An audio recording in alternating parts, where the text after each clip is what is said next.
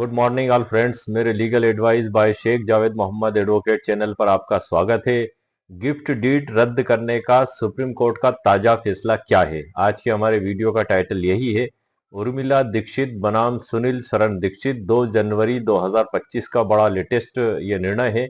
और ये मेरा आज का वीडियो उन वरिष्ठ नागरिकों के लिए, लाखों वरिष्ठ नागरिकों के लिए बड़ा महत्वपूर्ण है जो अपनी संपत्ति अपने बेटे को गिफ्ट कर देते हैं, बेटे या बेटियों को गिफ्ट कर देते हैं, दान या डीड जिसको कहते हैं उपहार विलेख, और बाद में वही संतान उनकी देखभाल करने से मना कर देती है। तब क्या वो गिफ्ट डीड रद्द की जा सकती है? आज का ये सर्वोच्च न्यायालय का फैसला इसी मुद्दे पर आधारित है। हाँ, अक्सर ये देखा गया है कि हर माता पिता अपने संतान से ये उम्मीद रखते हैं कि बुढ़ापे में जब उनकी शारीरिक स्थिति कमजोर हो जाती है और वो कमजोर हो जाते हैं, तब वो संतान उनकी बुढ़ापे की लाठी बने और बुढ़ापे में उनकी देखभाल करे और उनकी सेवा करे। इसी सोच के चलते हुए अपनी संतानों को संपत्ति गिफ्ट कर देते हैं। वो कई बार ऐसा देखने में आता है कि वही संतान जब रूप बदल लेती है और उन्हीं माता पिता को उसी संपत्ति से बेदखल कर देती है, घर से बाहर निकाल देती है। और इधर माता पिता संपत्ति को गिफ्ट कर चुके होते हैं। तो क्या ऐसी गिफ्ट की डीड को रद्द किया जा सकता है? जबकि गिफ्ट डीड में जो संपत्ति अंतरण अधिनियम है 1882 उसकी धारा 126 में बताया गया है कि गिफ्ट डीड कब रद्द की जा सकती है। तो ऐसी दशा में उस गिफ्ट डीड में अगर ये शर्त लिखी हुई है रद्द करने की, तो ही वो रद्द की जा सकती है। लेकिन यदि माता पिता के द्वारा संतान को गिफ्ट की गई है कोई प्रॉपर्टी और उसमें ये शर्त नहीं भी लिखी हुई है, तब भी क्या गिफ्ट डीड रद्द की जा सकती है? जी हाँ सर, बिल्कुल गिफ्ट डीड रद्द की जा सकती है। इसी के संबंध इसी के संबंध में maintenance and welfare of parents इसी के संबंध में maintenance and welfare of parents and senior citizen act 2007 की धारा 23 पर और 22 पर हम चर्चा करेंगे। और आज का जो हमारा वीडियो है सर, ये मुख्यतः इसी पर आधारित है।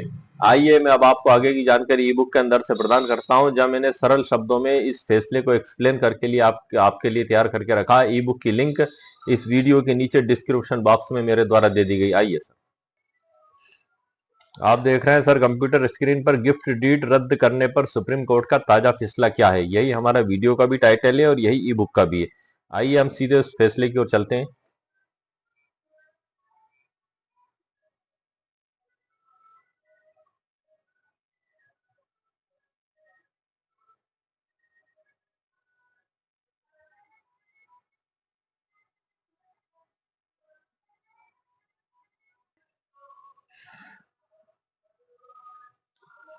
इस प्रकरण का मामला मध्य प्रदेश के छतरपुर जिले की एक बुजुर्ग महिला उर्मिला दीक्षित से संबंधित है।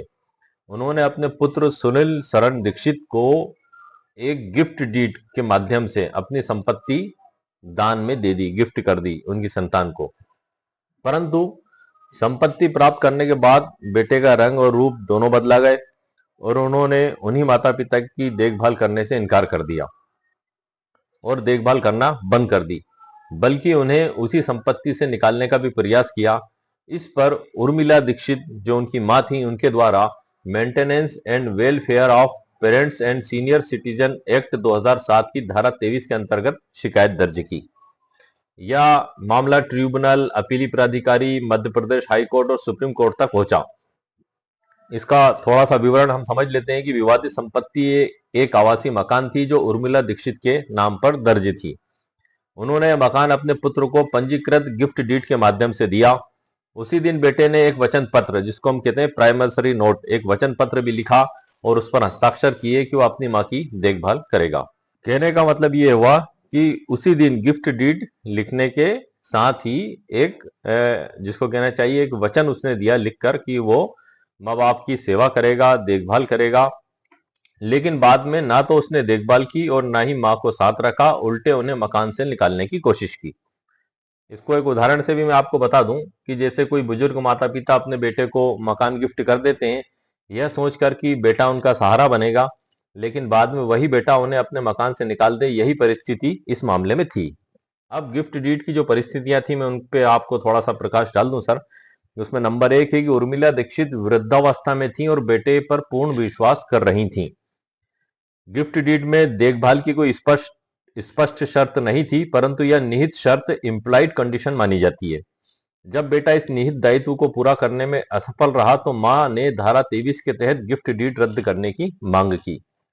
ट्रिब्यूनल की कार्रवाई छतरपुर मध्य प्रदेश में जो की गई, उसमें उर्मिला दीक्षित ने सब डिविजनल मजिस्ट्रेट, जिसको हम एसडीएम कहते हैं, मेंटेनेंस ट्रिब्यूनल के समक्ष आवेदन दायर किया। आवेदन में उन्होंने ये निवेदन किया कि मैंने इस मकान इस विश्वास पर बेटे को दिया था कि वह मेरी सेवा करेगा, परंतु उसने ना तो मेरी सेवा की और ना ही मेरे विश्वास को कायम रखा और मेरे विश्वास को ठेस पहुंचाई, और इसलिए इस गिफ्ट डीड को रद्द की जाए और मुझे मेरा मकान वापस दिलवाया जाए।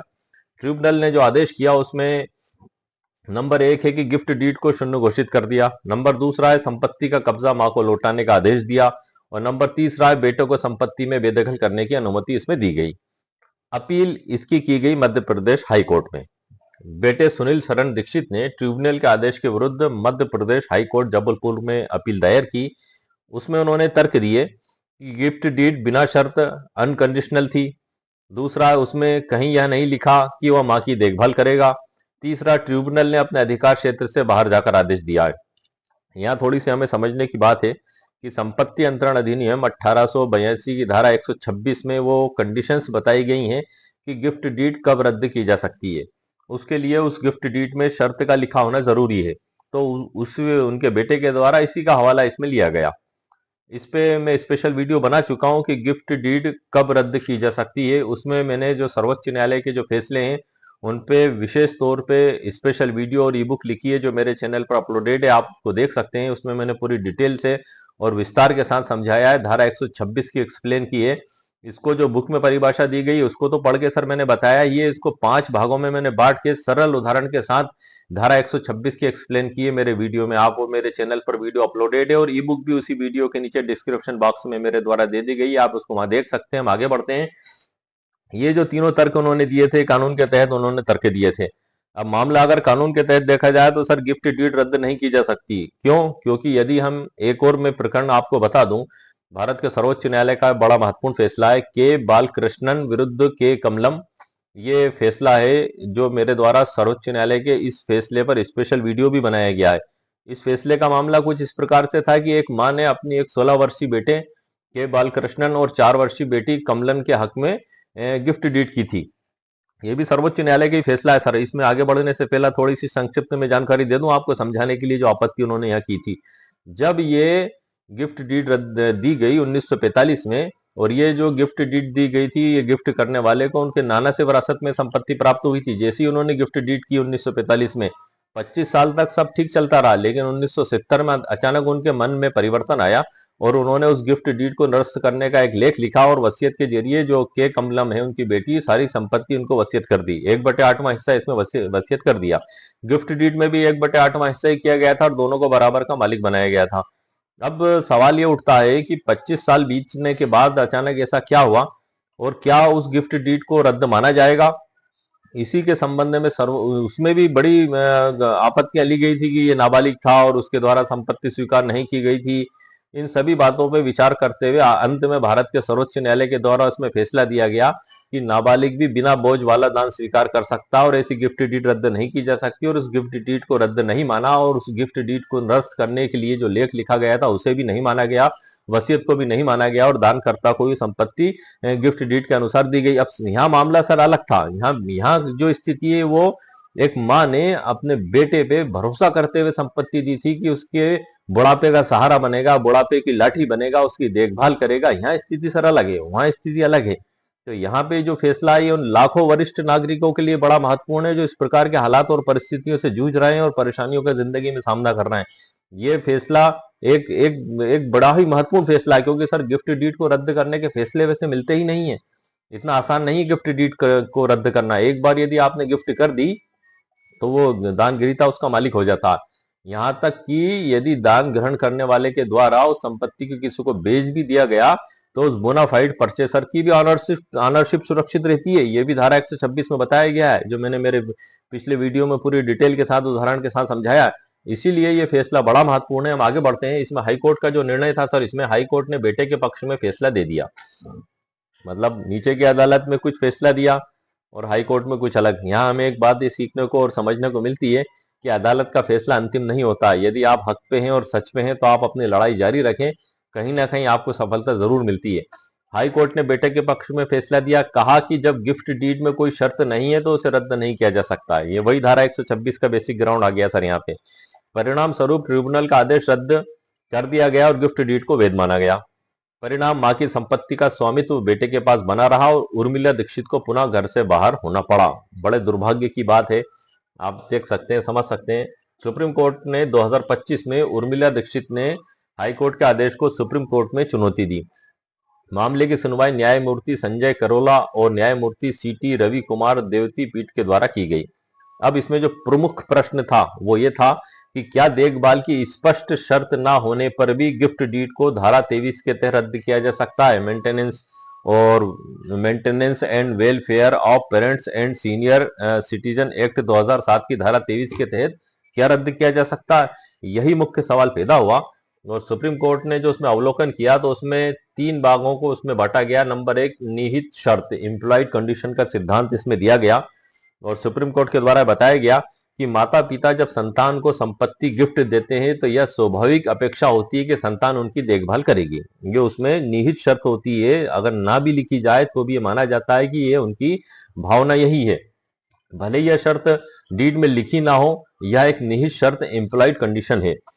यदि संतान या दायित्व पूरा नहीं करती है तो गिफ्ट डीड की धारा 23 के अंतर्गत उस गिफ्ट डीड को रद्द किया जा सकता है। यह सर्वोच्च न्यायालय के द्वारा बताया गया। दूसरा खा में बताया गया धोखाधड़ी और गलत प्रस्तुति। यदि बेटा माता से संपत्ति लेकर उसकी सेवा ना करे और उन्हें निकाल दे तो यह आचरण धोखाधड़ी, फ्रॉड और मिस रिप्रेजेंटेशन के समान माना जाएगा। ट्रिब्यूनल की शक्ति के बारे में जो बताया कि सुप्रीम कोर्ट ने स्पष्ट किया कि मेंटेनेंस ट्रिब्यूनल को न केवल गिफ्ट डीड रद्द करने बल्कि संपत्ति का कब्जा लौटाने का भी अधिकार है। सुप्रीम कोर्ट ने जो आदेश दिया उसमें नंबर 1 है, 5 इसमें भागों में मैंने बांटा है। नंबर 1 है हाई कोर्ट का आदेश निरस्त कर दिया गया, सेट असाइड। और दूसरा है ट्रिब्यूनल का आदेश पुनर्स्थापित, रिस्टोर किया गया। तीसरा है गिफ्ट डीड को शून्य, वाइड घोषित किया गया। चौथा, बेटे को निर्देश दिया गया है कि वो 28 जनवरी 2025 तक मकान का कब्जा अपनी मां उर्मिला दीक्षित को सौंप देवे। पांचवा, यदि ऐसा ना किया जाए तो राज्य प्रशासन और पुलिस को कब्जा दिलाने का निर्देश दिया गया। यह भारत के सर्वोच्च न्यायालय ने एक बड़ा ही महत्वपूर्ण फैसला दिया है। और सुप्रीम कोर्ट ने इसमें जो कानूनी टिप्पणी की है कि गिफ्ट डीड भले ही पंजीकृत और बिना शर्त प्रतीत हो, लेकिन माता पिता और संतान के संबंध में देखभाल का दायित्व एक निहित शर्त, एक इम्प्लाइड कंडीशन उसमें मानी जाएगी। जब यह शर्त पूरी नहीं होती तो ऐसा हस्तांतरण अवैध और शून्य माना जाएगा। सुप्रीम कोर्ट ने उर्मिला दीक्षित बनाम सुनील शरण दीक्षित 2025 में जो मामला दिया उसमें अंतिम निष्कर्ष निकलकर यह आता है कि सुप्रीम कोर्ट ने स्पष्ट किया कि धारा 23 के अंतर्गत यदि संतान माता पिता की सेवा नहीं करती है तब क्या होगा, उस गिफ्ट डीड को रद्द कर दिया जाएगा, चाहे उसमें शर्त लिखी हो या ना लिखी हो। गिफ्ट डीड स्वतः शून्य मानी जाएगी, चाहे उसमें शर्त लिखी हो या ना लिखी हो। यह फैसला देश भर के वरिष्ठ नागरिकों को एक मजबूत कानूनी संरक्षण प्रदान करता है। प्रमुख प्रावधान इसमें सर धारा 23 है जो maintenance and welfare of parents and senior citizen act 2007 का है कि यदि कोई वरिष्ठ नागरिक अपनी संपत्ति इस शर्त पर किसी को देता है कि वह उसकी देखभाल करेगा और वह व्यक्ति ऐसा नहीं करता है तो हस्तांतरण अवैध और शून्य माना जाएगा और ट्रिब्यूनल संपत्ति वापस दिलाने का आदेश दे सकता है। और इस निर्णय का जो कानूनी महत्व है सर उसमें नंबर 1 है बुजुर्गों के अधिकारों को सुरक्षित किया गया है। इसको हम ऐसे समझ लेते हैं कि सुप्रीम कोर्ट ने इस फैसले में स्पष्ट कर दिया है कि माता पिता या वरिष्ठ नागरिक केवल कानूनी औपचारिकताओं के आधार पर असहाय छोड़े नहीं जा सकते। बच्चों को अपने माता पिता की देखभाल करना केवल सामाजिक दायित्व ही नहीं बल्कि कानूनी भी जिम्मेदारी है उनकी।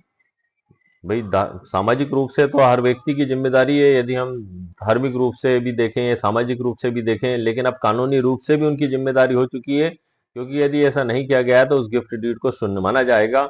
अगर संतान बुजुर्गों को उनकी संपत्ति से बाहर करने की कोशिश करें तो कानून उन्हें संपत्ति वापस करने का भी अधिकार देता है। सरल उदाहरण है कि जैसे अगर कोई बेटा गिफ्ट मिलने के बाद अपने पिता को घर से निकाल दे तो पिता ट्रिब्यूनल में जाकर गिफ्ट डीड रद्द कराकर घर वापस ले सकता है। मेंटेनेंस ट्रिब्यूनल की शक्तियों की इसमें पुष्टि की गई है कि कई बार विवाद यह भी पैदा होता है कि क्या मेंटेनेंस ट्रिब्यूनल के पास अधिकार है कि वह गिफ्ट डीड को रद्द कर सके। सुप्रीम कोर्ट ने साफ कहा कि धारा 23 के तहत ट्रिब्यूनल को यह शक्ति प्राप्त है। यानी ट्रिब्यूनल न केवल देखभाल का आदेश दे सकता है बल्कि संपत्ति वापस कराने का भी आदेश दे सकता है। इस फैसले से ट्रिब्यूनल की भूमिका और भी मजबूत हो गई है। उदाहरण हम इसको देख लेते हैं कि पहले लोग सोचते थे कि ट्रिब्यूनल सिर्फ भरण पोषण तय कर सकता है, लेकिन अब यह स्पष्ट है कि ट्रिब्यूनल संपत्ति से संबंधित आदेश भी दे सकता है, जो सर्वोच्च न्यायालय के द्वारा इसमें बताया गया है। इतना पुरता भविष्य की मिसाल है। यह फैसला पूरे देश के लिए बाध्यकारी मिसाल बन गया है। भविष्य में यदि किसी माता पिता या वरिष्ठ नागरिक को उनकी संतान गिफ्ट डीड के बाद घर से निकाल दे तो वे सीधे ट्रिब्यूनल या अदालत में जाकर इस फैसले का हवाला दे सकते हैं।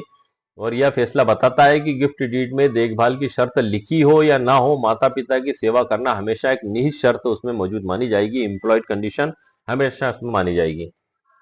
अब बच्चे सिर्फ अनकंडीशनल गिफ्ट डीड का बहाना लेकर माता पिता को बेदखल नहीं कर सकते। बड़ा दुर्भाग्य का विषय है सर कि यदि कोई संतान ये करती है तो यहीं से एक सोच पैदा ये हो जाती है कि जिस माता पिता ने आपको इतने बचपन से पाल पोस कर इतना बड़ा किया, आप वहां कानून ढूंढते हैं, आप वहां मतलब जगह ढूंढते हैं कि अब इन्होंने हमारे नाम से गिफ्ट कर दी तो अब हम इसको कैसे निरस्त करा लें। मतलब आपका अंतिम लक्ष्य तो ये हो जाता है कि हम इनको कैसे घर से निकाल दें।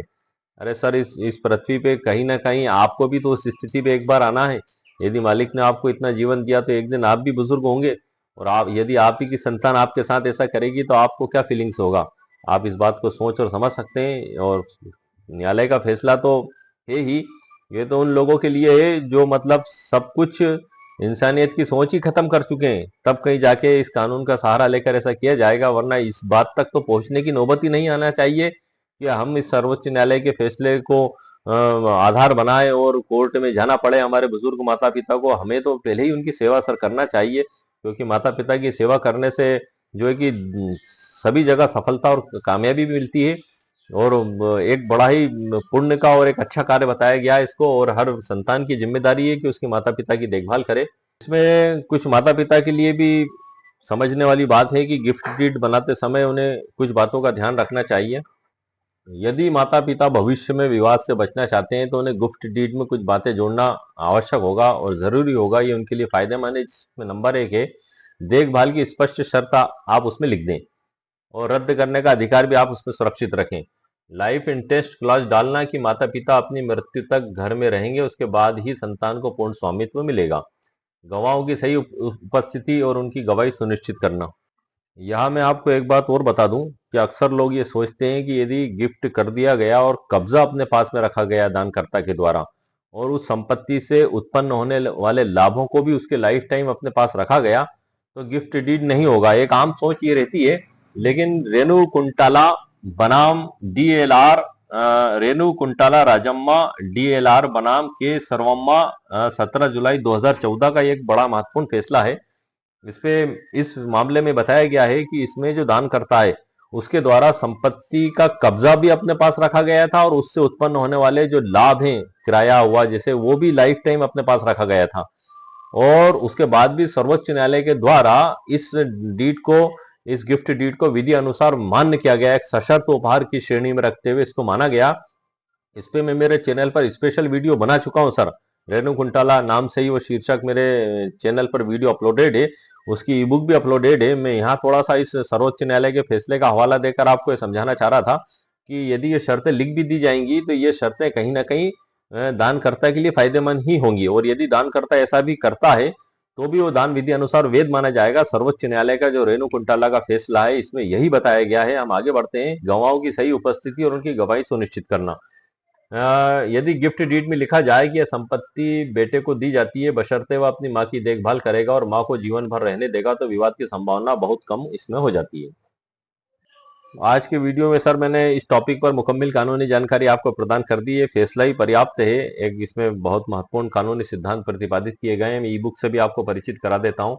इसमें आप देख रहे हैं कि इसमें अध्याय 1 में जो मेरे द्वारा लिखा गया है, गिफ्ट डीड की भूमिका और कानूनी ढांचे में इंडियन कॉन्ट्रैक्ट एक्ट 1872 के बारे में भी बताया गया है। धारा 2H है कि विधि द्वारा परिवर्तनीय प्रत्येक करार संविदा होते हैं, ये बताया गया है। और धारा 23 का भी इसमें हवाला दिया गया है। केस की पृष्ठभूमि अध्याय 3 में है और फैसले इसमें है पूरी एक्सप्लेन के साथ। अध्याय 4 में निर्णय का कानूनी महत्व, अध्याय 5 में व्यवहारिक प्रभाव और 6 में निष्कर्ष है। डिस्क्लेमर भी है सर डिस्क्लेमर और प्रस्तावना है, उसके बाद इसमें डेफिनेशन दी गई है धारा 122 की भी। मैं यहाँ पे आपको शॉर्ट में बता दूं, ये हमारे वीडियो से संबंधित है। संपत्ति अंतरण अधिनियम 1882 की धारा 122 से लेकर 129। ये गिफ्ट डीड के संबंध में धारा 122 में गिफ्ट की परिभाषा बताई गई है कि कोई भी व्यक्ति उसकी चल या अचल संपत्ति को दान कर सकता है। दान करने वाले को दान करता और दान ग्रहण करने वाले को दान ग्रहीता कहा जाता है। और दान ग्रहीता की ओर से या उसकी ओर से किसी और के द्वारा स्वीकार किया जा सकता है, और ये दानकर्ता की जीवित अवस्था में स्वीकार करना आवश्यक है। यदि दान कई लोगों को किया जाता है और उसमें से कुछ लोग स्वीकार करते हैं और कुछ लोग स्वीकार नहीं करते हैं, तो जिन्होंने स्वीकार नहीं किया उनके लिए वो दान शून्य होगा। धारा 123 में अंतरण का तरीका बताया गया, ट्रांसफर का, कि दान में संपत्ति किस प्रकार से दी जाएगी। इसमें दोनों परिभाषाओं में कहीं भी कब्जा डिलीवर का उल्लेख नहीं है सर, आप ध्यान रखिएगा। आप ध्यान से पढ़िएगा धारा को, उसमें कहीं भी उल्लेखित नहीं किया गया है। अंतरण में यदि इमूवेबल प्रॉपर्टी अचल संपत्ति है तो दो साक्षियों के साथ उसको रजिस्ट्रेशन एक्ट 1908 की धारा 17 के तहत रजिस्ट्रेशन करवाना आपको आवश्यक है। यदि आप ऐसा नहीं कराएंगे तो रजिस्ट्रेशन एक्ट 1908 की धारा 49 के तहत वो दस्तावेज कोई प्रभाव नहीं रखेगा और आपको उससे कोई कानूनी अधिकार भी प्रदान नहीं होगा। कई लोग ये समझते हैं कि हम इसकी नोटरी करवा कर अपने पास में रख लेते हैं। तो सर बता दूं मैं आपको यहाँ कि यहाँ रजिस्ट्रेशन एक्ट 1908 की धारा 17 की उपधारा का में ये स्पष्ट बताया गया है कि स्थावर संपत्ति का दान रजिस्ट्रेशन एक्ट के तहत रजिस्टर्ड करवाना आवश्यक है। यदि आप ऐसा नहीं करते हैं तो इसी अधिनियम की धारा 49 के तहत आपको कानूनी अधिकार, जो मालिकाना हक कहते हैं, वो आपको प्राप्त नहीं होगा, क्योंकि दान कराने का मकसद यही रहता है कि दान गिरीता मालिक हो जाए। जब दान गिरीता को उस डॉक्यूमेंट्स से मालिकाना हक ही प्राप्त नहीं होगा तो आप क्या करेंगे उसको रख के अपने पास में। आप नोटरी वकील साहब से नोटरी भी करवा लेंगे, लेकिन आप नोटरी वकील साहब सिर्फ डॉक्यूमेंट्स को प्रमाणित कर सकते हैं, लेकिन उस दस्तावेज से आपको मालिकाना हक प्राप्त नहीं होगा। लेकिन चल संपत्ति में इसके ठीक विपरीत स्थिति होती है। आप चल संपत्ति में उसको नोटरी वकील साहब से नोटरी करवा कर रख सकते हैं, उससे आपको राइट्स प्राप्त हो जाएंगे। लेकिन यह भी आप ये ध्यान रखें कि नोटरी कराने से आपको राइट्स प्राप्त नहीं होंगे। ये राइट्स आपको दिए गए संपत्ति अंतरण अधिनियम 1882 की धारा 123 के तहत और धारा 17 के तहत। धारा 17 में इसको कंपलसरी नहीं किया गया है चल संपत्ति। चल संपत्ति मतलब एक जगह से उठाकर जिसको दूसरी जगह ले जाया जा सकता है, जैसे कि नकदी, jewellery, mobile, TV, fridge, motorcycle और तमाम चीजें जो चल संपत्ति। अचल संपत्ति में जमीन, मकान, प्लाट, इम्यूवेबल प्रॉपर्टी जो जमीन से स्थायी रूप से जुड़ी होती हैं। तो इसमें इसका जो दान का तरीका है चल संपत्ति का, वो या तो आप अचल संपत्ति की तरह रजिस्ट्रेशन एक्ट के तहत रजिस्टर्ड आप करवा लें। यदि आप नहीं चाहते तो इसे कब्जे के परिधान के द्वारा ये मौखिक रूप से भी किया जा सकता है। जैसे कि आपने किसी को मोबाइल दे दिया कि भाई ये मैं आपको दान करता हूँ, आप मालिक है तो मालिक हो जाएगा सर। या आप चाहें तो उसको सादे कागज पर लिख लें, स्टाम्प पर लिख के नोटरी वकील साहब से नोटरी करा लें। या रजिस्ट्रेशन एक्ट के तहत आप चाहें तो उसका रजिस्ट्रेशन भी आप करवा लें चल संपत्ति के संबंध में। लेकिन अचल में तो कंपलसरी है और चल में नहीं है। यहाँ थोड़ी सी ध्यान रखने वाली बात यह है। और धारा 126 में जो बताया गया वो यही बताया गया है। धारा 129 में जो बताया गया है कि इस के जो प्रावधान है दान के, धारा 122 से लेके 128 तक, ये मुस्लिम विधि पर लागू नहीं होते हैं। वह उनका पर्सनल लॉ है। मुस्लिम विधि में बताया गया है कि मौखिक दान भी किसी को किया जा सकता है, उससे भी मालिकाना हक प्राप्त हो जाता है। धारा 129 में यह भी बताया गया है कि यदि कोई व्यक्ति मौखिक दान करता है मुस्लिम विधि के तहत और कब्जा डिलीवर कर देता है, इजाब, कबूल और कब्जा, तो सामने वाला व्यक्ति उसका मालिक बन जाता है। आप सपोज करें कि आज की तारीख में किसी ने दान किया मौखिक और सामने वाले ने कब्जा ले लिया मकान पर, उसमें रहने लगा, 4-5 साल बाद उसको आवश्यकता महसूस हुई कि मुझे इसका नगर पालिका में नामांतरण करवा लेना चाहिए। तब वो दानकर्ता से कहता है कि एक लिखित कागज आप तैयार कर दें, तो उसको कहते हैं मेमोरेंडम गिफ्ट, याददाश्त हिबानामा। उसमें ये लिखा जाएगा कि 4 साल पहले मेरे द्वारा इस तारीख को इन गवाहों के समक्ष दान किया गया था, कब्जा भी दे दिया गया था। तो इस प्रकार का दस्तावेज कानूनी अनुसार विधि अनुसार मान्य किया जाता है और इसका रजिस्ट्रेशन एक्ट 1908 की धारा 17 के तहत रजिस्ट्रेशन करवाना भी आवश्यक नहीं है। क्यों? क्योंकि उस तारीख को जब आप लिख रहे हैं उस तारीख को आप टाइटल ट्रांसफर नहीं कर रहे हैं। वो टाइटल ट्रांसफर आप 4 साल पहले कर चुके हैं। ये तो दस्तावेज एकमात्र मेमोरेंडम है। यही धारा आगे ये भी कहती है कि यदि आप सेम डे, जैसे कि आज ही की तारीख में आपने इजाब, कब्जा, कबूल घोषणा की, सामने वाले ने स्वीकार किया और कब्जे का डिलीवर किया और आपने उसको लिखित रूप दिया, तो उसको रजिस्ट्रेशन एक्ट 1908 की धारा 17 के तहत रजिस्ट्रेशन करवाना आवश्यक है, वरना आपको मालिकाना हक उससे प्राप्त नहीं होंगे। ये इसमें बताया गया है। लेकिन सर्वोच्च न्यायालय ने कई फैसलों में बताया गया है। एक जैसे शेख दाऊद का मामला है, जाहिरा बीवी बनाम शेख दाऊद का एक प्रकरण है सर्वोच्च न्यायालय का। इस पे मैंने स्पेशल वीडियो बनाए सर हिबानामे पे, कम से कम 15 वीडियो बनाए जो मेरे चैनल पर अपलोडेड है। उसमें सेम डे तीनों कंडीशन की गई थी, इजाब कब्जा कबूल। उसके बाद भी सर्वोच्च न्यायालय ने उसको विधि अनुसार मान्य किया और ये कहा कि रजिस्ट्रेशन एक्ट के तहत यदि रजिस्ट्रेशन नहीं भी करवाया जाए और दान की सभी शर्तों का पालन किया जाए तो दान विधि अनुसार मान्य होता है। वर्तमान में हम गिफ्ट डीड पर बात कर रहे हैं। हमारा जो टॉपिक है, जो उन बुजुर्ग नागरिकों के लिए एक बड़ा ही महत्वपूर्ण जजमेंट है, जो इस प्रकार के हालातों से जूझ रहे हैं, परेशान हैं और उन्हें कोई रास्ता दिखाई नहीं दे रहा है। तो ये सर्वोच्च न्यायालय का फैसला उनके लिए एक रोशनी की किरण बनकर आया है, जिसके तहत वो संपत्ति वापस उनकी संतान से ले सकते हैं, उस नालायक बेटे से वापस ले सकते हैं जिस पे भरोसा करके उन्होंने उनकी संपत्ति भी दी। और यहाँ तो सर मामला ये बनता है कि यदि माता पिता संपत्ति नहीं भी देते तो भी बेटे की जिम्मेदारी है कि वो माता पिता की सेवा करे। लेकिन उससे भी बढ़ के माता पिता ने सोचा कि हम अपने बच्चों को दे देते हैं, संपत्ति उनके नाम हो जाएगी। उनके जीवन में उनका भला करने के लिए उन्होंने सोचा, और वही संतान जो है कि उन्हीं माता पिता के खिलाफ खड़ी हो जाती है, तो उनके जो दुख और उनकी जो आह है वो तो सर सातों आसमानों तक पहुंचती है। और फिर उसका तो परिणाम आप समझ सकते हैं कि दुनिया में व्यक्ति को जीते जी देखना पड़ता है। तो चाहे संपत्ति मिले या ना मिले, हर संतान की ड्यूटी है, कर्तव्य है कि उनके माता पिता की देखभाल करे, उनसे ऊंची आवाज में बात ना करे। यदि वो आपके साथ चल रहे हैं तो वो आगे चलें, तो आप उनके पीछे चलें। कहीं बैठने की नौबत आती है तो डिसिप्लिन इतना हो कि पहले आपके माता पिता बैठे, उसके बाद आप बैठे। मतलब सर ये डिसिप्लिन तो इतना होना चाहिए। ये तो बड़ा ही दुर्भाग्य की बात है कि वो संतान जो है कि इतनी स्वार्थी और लालची हो गई कि संपत्ति मिलने के बाद उनके अब मौका मिल गया, अपने को आप निकाल बाहर करो घर से। कितना सर गलत है ये, कितना गलत है। मतलब ये तो सारी इंसानियत को ही तार तार कर देने वाला कृत्य है। तो इस प्रकार से हमें बचना चाहिए। और सर्वोच्च न्यायालय के द्वारा जो महत्वपूर्ण फैसला दिया है वो लाखों वरिष्ठ नागरिकों के लिए बड़ा महत्वपूर्ण फैसला है ऑल इंडिया में सर। तो इसलिए मेरे द्वारा ये वीडियो बनाया गया है। वीडियो का भी हमारा टाइटल यही है कि गिफ्ट डीड को क्या रद्द किया जा सकता है। जी हाँ सर, ये जो कंडीशन मैंने बताई, इस सिचुएशन का यदि मामला आपका है तो उसमें गिफ्ट डीड को रद्द करवाया जा सकता है। हर कंडीशन में नहीं करवाया जा सकता सर। वसीयत एक अलग चीज हो जाती है और गिफ्ट डीड एक अलग चीज हो जाती है। वसीयत में वसीयत करता कभी भी दूसरी वसीयत लिखकर उस पहले वाली वसीयत को आसानी से निरस्त करा सकता है, लेकिन गिफ्ट डीड में ऐसा नहीं है सर। यदि गिफ्ट डीड आपने बना ली, सामने वाले को विधि अनुसार आपने दान दे दिया, तो वो उसका मालिक बन जाएगा। इसको निरस्त नहीं करवाया जा सकता। यही मुख्य अंतर इसमें दोनों में आ जाता है। लेकिन ये माता पिता के संबंध में सर्वोच्च न्यायालय ने इस फैसले में एक बड़ा ही महत्वपूर्ण फैसला दिया है कि उस गिफ्ट डीड को रद्द कर दिया गया। वो गिफ्ट डीड को रद्द करने के जो आधार धारा 126 संपत्ति अंतरण अधिनियम 1882 में दिए गए हैं, उस पर मैंने स्पेशल वीडियो बनाया है, मेरे चैनल पर अपलोडेड है। पूरी डिटेल के साथ मैंने जानकारियां दी हैं, आप उसको देख सकते हैं। उसके संबंध में मैंने ई बुक भी लिखी है और उसी वीडियो के नीचे डिस्क्रिप्शन बॉक्स में मेरे द्वारा लगा दी गई है। क्या चल संपत्ति का दान नोटरी वकील साहब से नोटरी करवाकर अपने पास रखा जा सकता है? जी हाँ सर, चल संपत्ति का आप कर सकते हैं। क्या चल संपत्ति का दान नोटरी वकील साहब से नोटरी करवाकर अपने पास रखा जा सकता है? नहीं रखा जा सकता सर। यदि आप करते हैं तो आपको मालिकाना हक प्राप्त नहीं होगा। इन दोनों टॉपिकों पर मैं स्पेशल वीडियो मेरे चैनल पर अपलोड कर चुका हूं। और दान करता यदि कब्जा अपने पास रखे और दान संपत्ति के लाभ जो होते हैं वो भी लाइफ टाइम अपने पास रखे, तो इस पे भी मैं स्पेशल वीडियो मेरे चैनल पर बना चुका हूं। रेणु कुंटाला का जो मामला है, जो मैंने आपको बताया सर्वोच्च न्यायालय का, इस फैसले के हवाले के साथ मैंने उसको बनाया है। इन सभी वीडियो की जो लिंक है मेरे चैनल पर अपलोडेड है और इन सभी वीडियो की ई बुक का पीडीएफ भी उन्हीं वीडियो के नीचे डिस्क्रिप्शन बॉक्स में मौजूद है। मेरे कई व्यूअर्स अक्सर मुझसे पूछते हैं कि सर ये पीडीएफ कहाँ मिलेगा? तो सर ये पीडीएफ जो वीडियो होता है उसके नीचे एक डिस्क्रिप्शन बॉक्स होता है, वहां मोर लिखा हुआ दिखाई देता है आपको, MORE। जब आप उस पर क्लिक करते हैं तो पूरा डिस्क्रिप्शन बॉक्स ओपन हो जाता है। उसमें आप देखेंगे ई बुक डाउनलोड की लिंक दिखाई देगी। जब आप उस पर क्लिक करेंगे तो वहां से आपको बाय नाउ का ऑप्शन आ जाएगा। 199 रुपीज कीमत मेरे द्वारा रखी गई है ई बुक की। आप जैसे ही भुगतान करेंगे तो आपकी ईमेल पर मैसेज के जरिए वो प्राप्त हो जाएगी। उसमें डाउनलोड आपको लिखा दिखाई देगा। आप जैसे ही डाउनलोड पर क्लिक करेंगे तो आपकी ईमेल आपके मोबाइल फोन पर, कंप्यूटर पर या स्मार्टफोन पर डाउनलोड हो जाएगी। आप उसको वहां पढ़ सकते हैं। ये एक पीडीएफ है।